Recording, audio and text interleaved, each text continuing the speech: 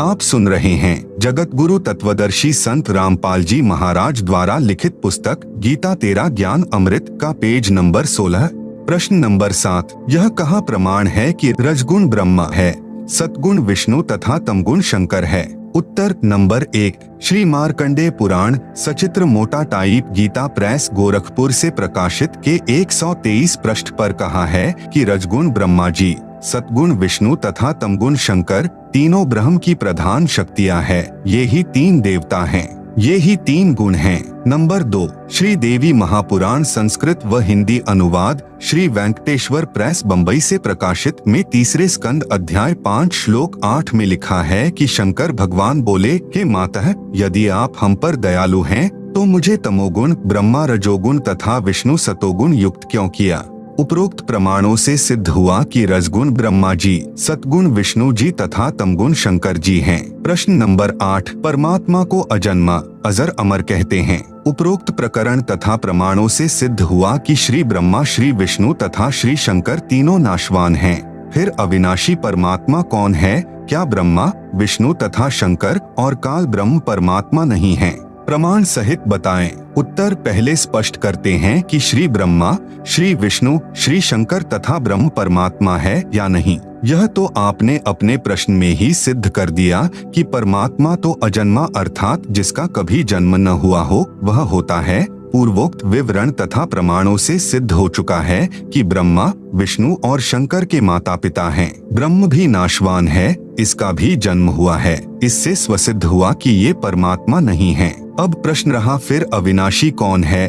इसके उत्तर में श्रीमद्भगवत गीता से ही प्रमाणित करते हैं कि अविनाशी परमात्मा गीता ज्ञान देने वाले ब्रह्म से अन्य है। श्रीमद्भगवत गीता अध्याय 2 श्लोक 12, गीता अध्याय 4 श्लोक 5, गीता अध्याय 10 श्लोक 2 में गीता ज्ञान दाता ने अपनी स्थिति स्पष्ट कर दी कि मेरी उत्पत्ति हुई है, मैं जन्मता मरता हूँ।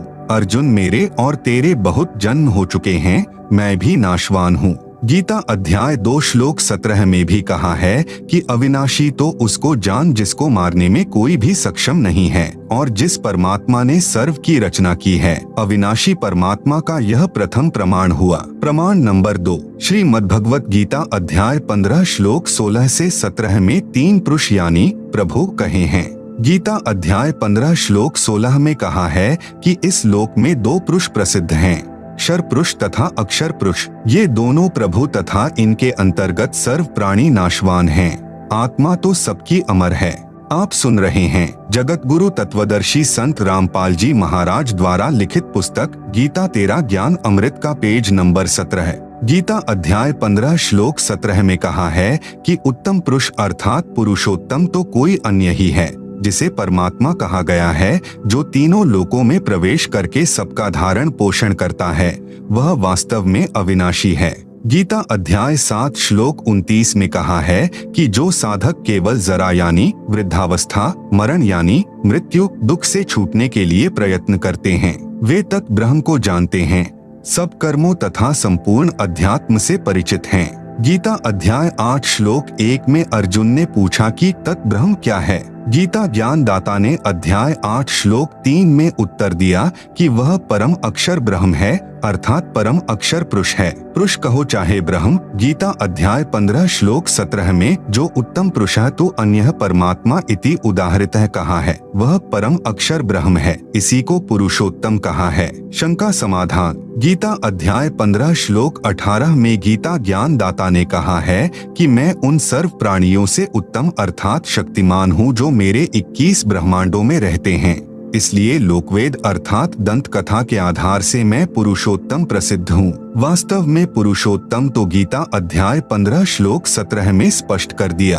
उत्तम पुरुष अर्थात पुरुषोत्तम तो क्षर पुरुष यानी गीता ज्ञानदाता तथा अक्षर पुरुष जो 7 शंख ब्रह्मांडों का स्वामी है से अन्य ही है, वही परमात्मा कहा जाता है।